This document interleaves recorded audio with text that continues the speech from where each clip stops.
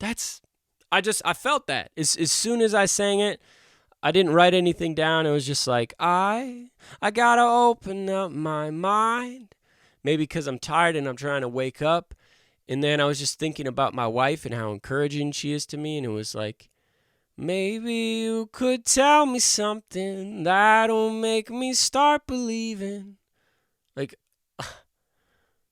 I'm catching a feel just saying that. Like, woo. Yo, I am Umonic.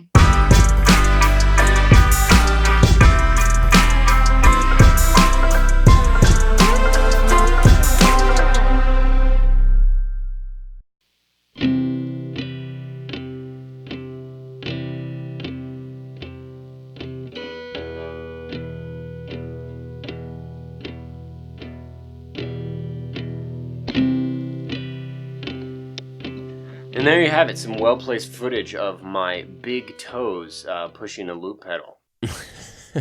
That's what we're working with. I'm Umonic, a true professional of the musical arts. Today we're talking about turning a loop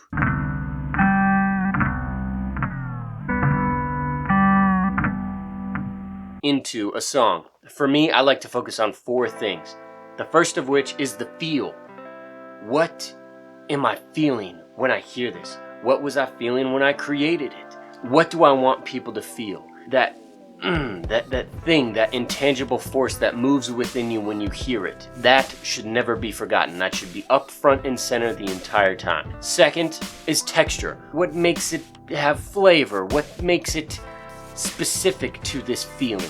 How can the timbre, the things that I'm hearing enhance what I'm feeling? Third, drums. If you have a loop, a melodic loop for certain, I like to put drums on it because it instantly gives you that satisfaction. It's like instant gratification of, wow, this is a thing now, and I can rock to it. Boom. And then the last thing is structure. Once you have a loop with a beat, really that's enough to make a song, and then just structure it out. Intro, verse, chorus, verse, chorus, bridge, chorus. That is a song. Once the loop has been transformed into the structure of a song, it's just creativity, and you can run wild and have all kinds of fun with it. And that, my friend, is on you. But for now, let's turn this little loop I made into a song. And that's the feel. This is the chunk. This is the meat and potatoes of the song. It's melodic, but it's not too up in your face with a melody. It just kind of lets you drift in it. And I like that feeling.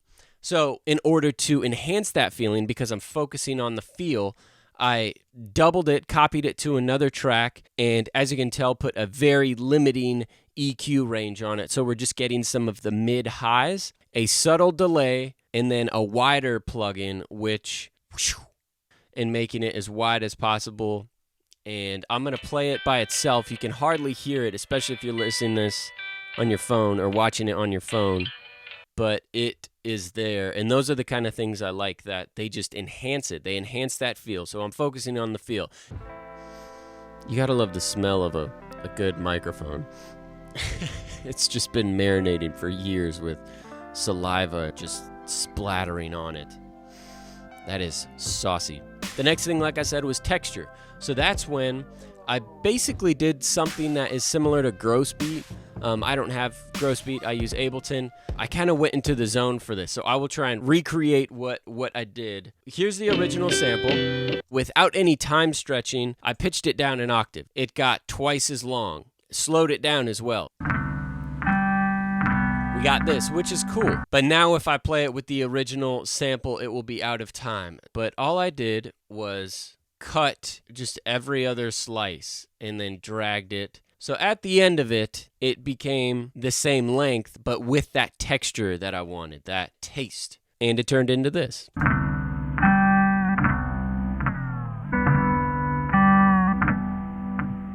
And one other thing that I did to just give it a little bit of movement is a little bit of pitch automation. You'll hear it.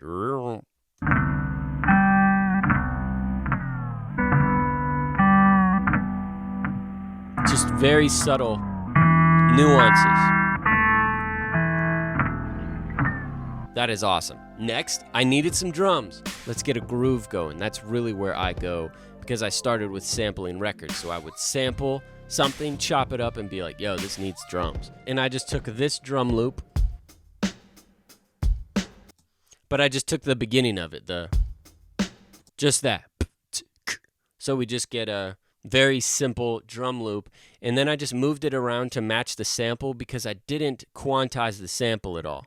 So the drums needed to move with the guitar to focus on the feel and the texture. So it's all coming together, right? You can tell it's not perfect. Melodies are already starting to form in my mind. So the song is already started. All I have to do now to finish this song is to continue that momentum and focus on those things that started it. And never go away from that creative, vulnerable space. That's the best part of making music because you are experiencing yourself make something. And that's magical. Now I have basically a verse-chorus thing already. I could start structuring it, but before we jump into that, I started just listening to it, and some words, as they normally do, magically appeared. There's a lot of magic going on. I feel like I say that a little bit too much. I may overhype my creative process. I'm like relying on some mystical force, which I actually am. I gotta open up my mind. I gotta open up my mind. And maybe you could tell me something that'll make me start believing. Yes, beautiful. Coffee definitely helps open my mind. All we need to do now is take this wonderful loop that has feel, texture / flavor, and a little bit of drums and turn it into a song.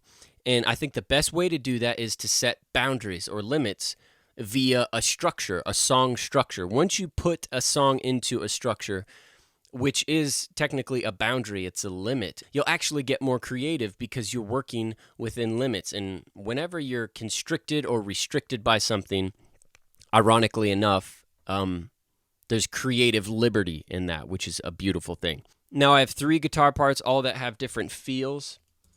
And for me, the gross beat sounding guitar is great for an intro.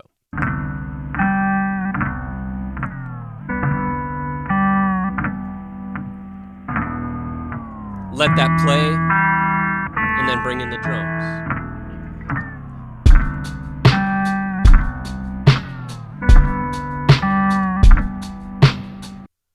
And then the drums can cut out. Ha! I gotta open up my mind. And then I'll bring all the guitar back in. Now this is where really, if we wanted to keep it extremely simple, which is I think a good thing to do, we could just repeat this. And now we already have a 2-minute song. So you have intro, verse with a little pre-chorus, chorus, and then that repeats. If I look at that, obviously it's not a complete song, but I know what the song looks like. There's a framework. All I have to do now is fill it in, and that's the easy part. I don't think that's something that producers struggle with. If they already have a beat like assembled, the foundation is laid, the concrete's nice and strong, the frame is already up, all you have to do is fill it and paint it and just get creative. That's really the funnest part of making a song. I think this one's gonna go on my album. Whew. There you have it. Focus on the feel, focus on the texture, put some drums down, and then structure it out. When you take the magic feeling that you got from your loop, and then you use your technical and musical abilities, it's pretty easy to make a song. Don't overcomplicate it. If you stay in that zone that you were in when either you found it, or when you played it on your instrument, or when you chopped it up, if you have a loop, that is a musical idea. It's a theme, it's a motif. And that motif, if you allow it, and if you empower it, will turn into a song. It's actually quite easy. It's a wonderful thing, it's exciting. I really just want to get back and keep doing it. It's hard to capture that creative process and talk about it on camera. So it's really nice to shut all the cameras off, put your cell phone down, and just get into that space. especially if you need to finish an album that it seems that some people are pretty excited about. So go search Eumonic on Spotify and you can hear me rap about some stuff. And go follow me there because I am working on this album, and this is definitely a part of the creative process, is turning loops into songs, and I hope this helped you in some form or fashion. You're awesome. Keep being awesome. Peace. I gotta open up my mind.